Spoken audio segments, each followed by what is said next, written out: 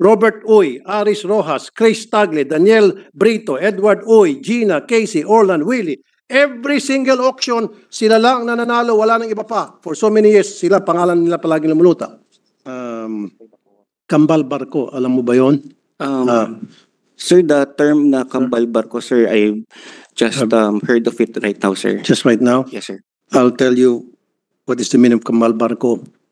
Dalawang barko magkapareho, yung isa tatambay sa laot, yung isa dediretso sa, say, Port of Manila, na merong parehong karga ng 1 million liters of oil.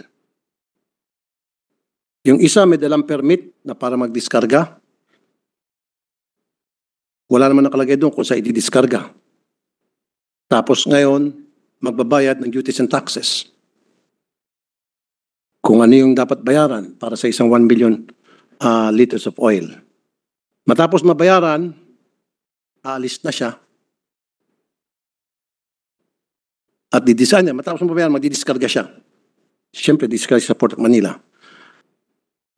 Pag nadiskarga niya yung kanyang oil na 1 million liters, sasabihin niya doon sa nakatambay sa laot, nakadiskarga na ako, punta ka na sa Port of Batangas. Pupunta sa Port of Batangas. Pagdating niya doon sa Port Batangas, hawak-hawak niya, parehong dokumento, pati yung payment na binayad sa POM, magkamukha yung barko eh.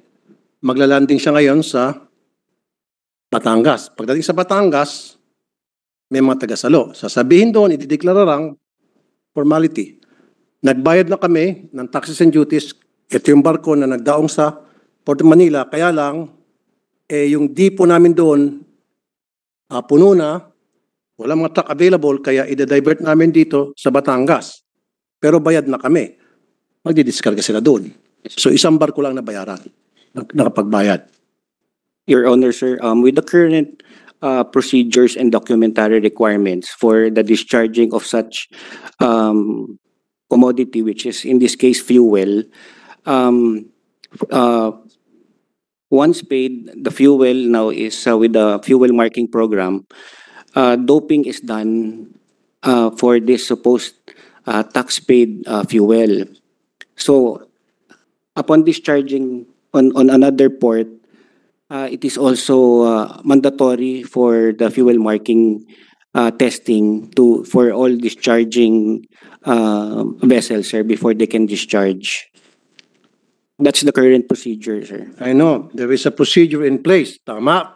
Yes. However, kapag ang sumasalo na kung saan babagsak yung smuggled oil na, hindi na imposible lahat. Tama? Kung yung Bugatti nga, na Chiron, nakapasok nang wala man lang dineklara na kahit anong dokumento, di ba? Ito pa kaya. Yes, Your Honor, sir. Tama? Yes, Your Honor. Nangyari. Pai. Alam niyo po yung paihi, sir. We've heard of that modus operandi, sir.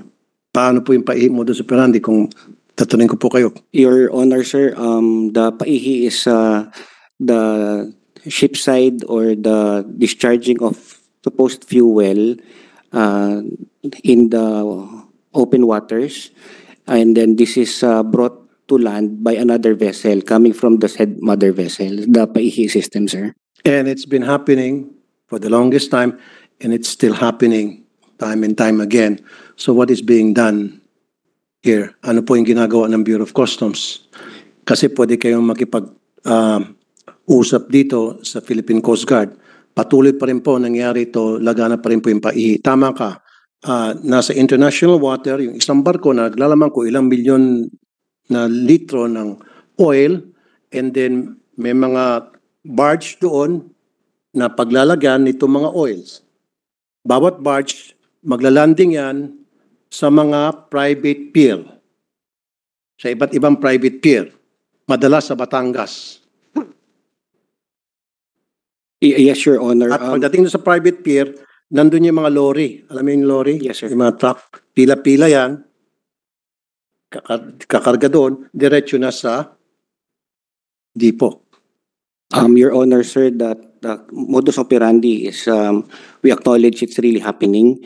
And based on records, for 2023, the Bureau of Customs has already apprehended 714 million of smuggled fuel. Comparing it from previous years, for 2022, 160 million. And for 2021, 6 million. So we could see, sir, that the Bureau of Customs, Your Honor, sir, is doing its efforts in curtailing this said modus operandi, with the help also, Your Honor, sir, with the Philippine Coast Guard, Philippine Navy, and other government agents, Your Honor. Tama yan, sir. Pero kung minsan selective po yung panghuli. Dahil kailangan talaga magkaroon ng trophy ang Bureau of Customs. Kailangan once in a while, meron silang maipakita sa publiko na meron silang huli. So kung tutusin, parang sinasadya yun. Manghuli kami ngayon, nakapasok na say 100 million liters, manghuli tayo kasi naman lang manghuli tayo ng 1 million to 2 million liters. Regalo na lang yon. Diba? And then, ito pang nangyari. Manghuli. Sabihin natin hindi lang sa oil, misdeclaration. Alam niyo po ito sa Bureau of Customs. Wala ka nang kinalaman dito, but sasabihin ko lang sa iyo. Nakatingin si minority. Manguhuli kayo ng misdeclaration, di ba? In some cases, yung misdeclared ng mga items, may lalagay sa seizure. Tama? Especially pag bawal yung items. Tama? Yes, Your Honor. Pagdating po doon sa after na mga seizure, i-auction to. Pagdating sa auction, moro-moro sapagkat nakaantay na doon yung mga tauhan ng smuggler na nag-misdeclare.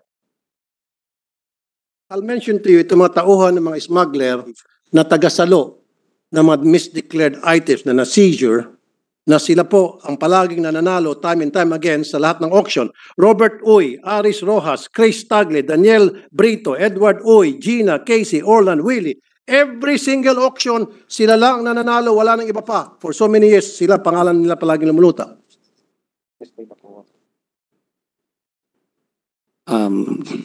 Yes, Your Honor. For the auction seized commodities, this is an open public bidding, and the COA is also on board in witnessing such procedures that Open bidding meaning sinasabi yung amount, parang yung napapanood natin sa mga Discovery Channel na yes, sir. 1,500, 1,500, and then 2,000, tataas. I don't think so. Sealed bid to. Ang sinasabi nakarating sa akin information. Naka-sealed. Hindi yung sinisigaw. I don't think so. Kasi kung sinisigaw nyo, then give me a video of that. Na yung sinasabi, 1,000, 5,000, tapos sa taas, 10,000, 1 million, 1 million, okay, calling once, calling twice, bong, panalo yung 1 million. Meron bang ganon? Kung meron ganon, I need to see the video. Kasi ang pagkasabi sa akin ng source ko, sealed bidding daw po ito. Nakalagay sa envelope, naka-sealed, and then sasabihin, kunyan, nandiyan yung mga taga-COA, kung sino-sino pa sinasabi nyo, and then bubuksan, at ang nanalo ay, na pwede mang moro-moro na lang, at ang nanalo ay, ito mga pangalan binanggit ko, palagi. Your Honor, sir, on the said auction, the Bureau of Customs sets a floor price for each commodity. Exactly. And we are also getting such valuation. For example, for rice, we will No, sir. No, sir. Sorry. I have to stop you. consulting. I have to stop you. Yes, sir. Napapaliw ka sa pinag-usapan ng topic. Kasi, ang sabi mo, open bid. Ang sa akin, pag open bid, yung bang isinisigaw, nandyan yung mga bidder, tapos ngayon may nagtatawag, nagko-call, may mga numerong hawak, sabi, okay, 1,000, tataas, 5,000, taas, 10,000, 500,000, 1 million. Pag sinabi, going once, going twice, walang nanalo, walang nagbid, ikaw, 357, panalo ka na, 1 million. Hindi ganun eh. Kasi kung ganun, then give me a video na ganun nga. Kasi pagkakaalam ko, sealed bidding. Your Honor, sir, that the procedure that the Bureau of Customs is practicing is what I would mean that it's an open bidding. Everybody's invited to join. Exactly. Everybody, pero time and time again, these are the people na nananalo. Sila lang palagi ang nananalo. Yun yung point ko. Yes, Your Honor. Kaya ang lumilitaw po, moro-moro lang. So dapat, pag sinabing open bidding, kino-call out yung amount. And then, bawat participant may mga numero. Para walang moro-moro. Kaysa naman yung nakasil, and then, syempre, doon sa mga nakaselyo, may check doon, ito check, ito mananalo. Pagbukas, panalo si Herodes, bukas si Poncio Pilato, bukas si Barabas, sa isang araw naman si Judas, sa after 1 week si Estas. Anyway, Yes, Your Honor. baguhin niyo po yung auction. Pwede ho ba sa Commissioner? Ang gusto ko po, open bidding. Na pag open bidding, kinukall out yung amount at lahat ng participants may mga numero at nang sa gayon, hindi na pwedeng matawag na moro-moro.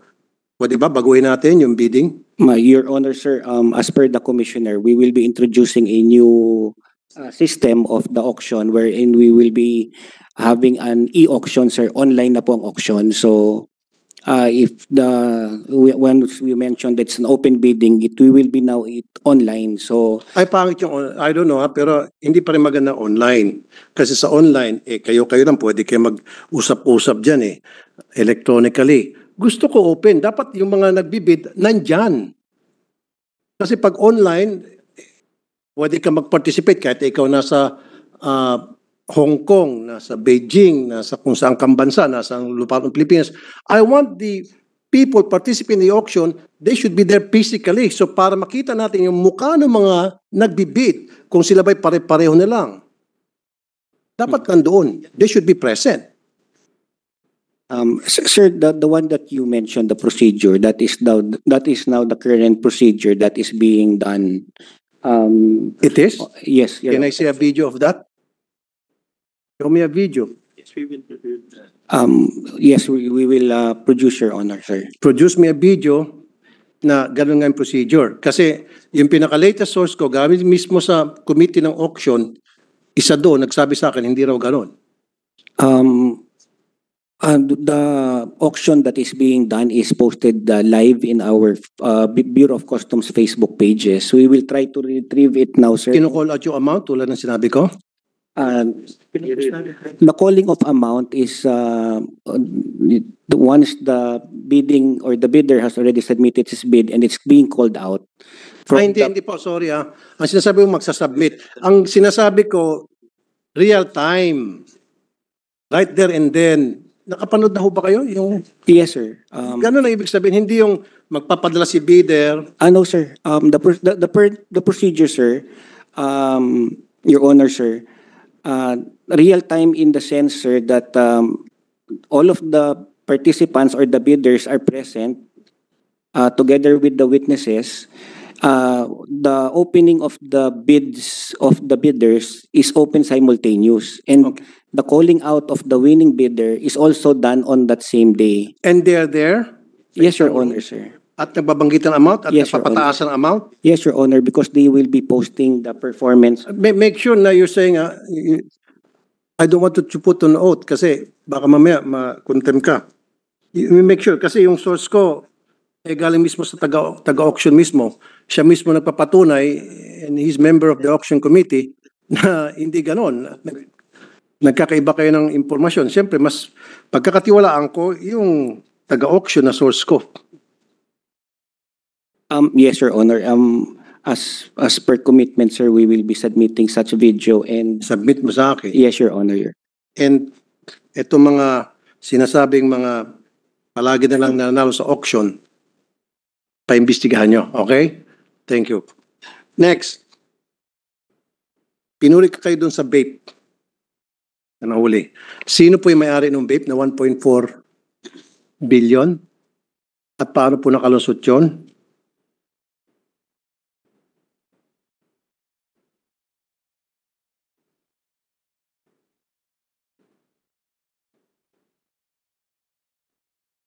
Sir, pwede bang palitan na natin yung si intelligence? Sino bang pwede? Deputy Commissioner? Commissioner? Sinong gusto? Sir, the operations of the vape, Your Honor, sir, was conducted by the Customs Intelligence Investigation Service, which is under my. Okay. Well, congratulations. On the other hand, I need to know the owner of the vape. Kasi hanggang ngayon, hindi pa rin alam kung sino may-ari ng vape. Eh, ngayon, nahuli nyo naman na. Di ba? Sino may-ari ng warehouse? Ano ang truck container number? At paano to pumasok?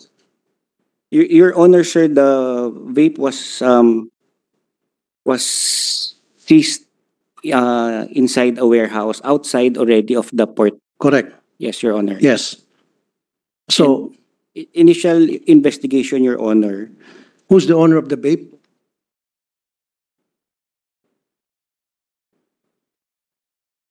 $1.4 billion ang vape. Dapat ang taxes noon and duties is 700 million. Yes. Kalahati. As per initial investigation, sir, the lessor of the warehouse No, umpisa muna natin sa may-ari. of the warehouse, Your Honor. The vape muna. Yung items, yung goods. Yung Oh, vape. Sir, the commodity that was found was Who owns with markings of Flava.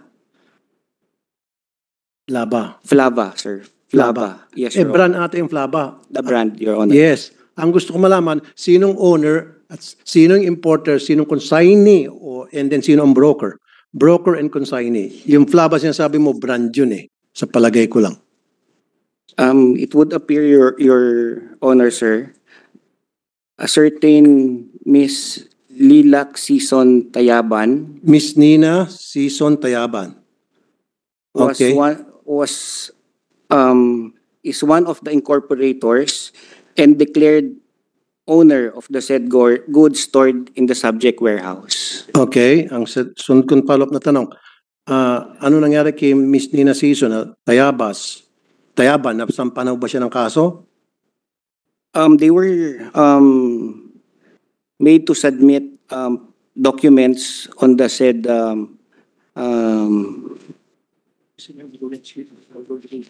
vape and the reglementary 15-day period to submit such proof of payments as required under the letter of authority, Your Honor, has already lapsed.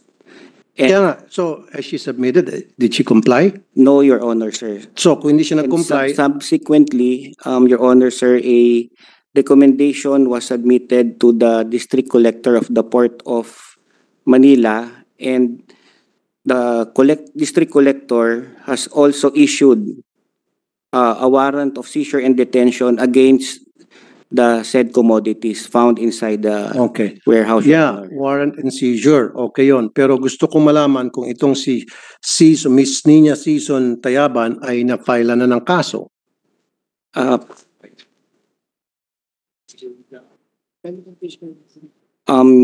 Currently, Your Honor, sir, the Bureau of Customs is conducting case build-up for the appropriate administrative and the criminal charges, Your Honor. Case build-up.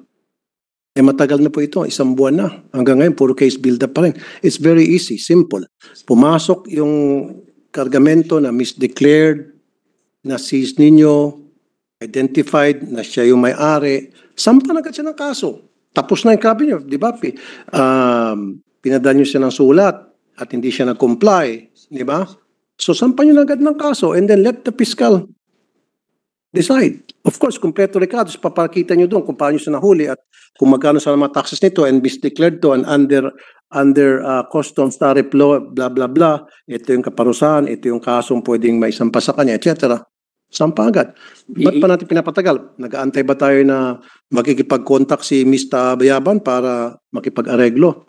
Kasi habang tumatagal, parang nag-aantay ng aregluhan. Your Honor, sir, the seizure proceedings will be commencing after the issuance of the said warrant, but simultaneously, the Bureau of Customs, as mentioned, Your Honor, case build up for the filing of the cases. Okay. Yes, Your Honor. Now, dalawang question pa dito sa vape. Galing to ng China, right? Markings found on the said commodity, Your Honor, has mentioned China. Correct. Bago yung consigning name, tama? Consignee. Name of consignee. No consignee was, Your Honor, was, No consignee was mentioned. yes, because no submitted documents on the said imported articles, Your Honor, sir. Okay. So, ito ba ay dumaan sa X-ray? We haven't established, Your Honor, on the mode of entry, but this is also part, Your Honor, of the investigations being Kaya conducted. nga, again, Philippine Intelligence, hindi ka siguro kasama dito. Dapat yung mas mataas sa'yo.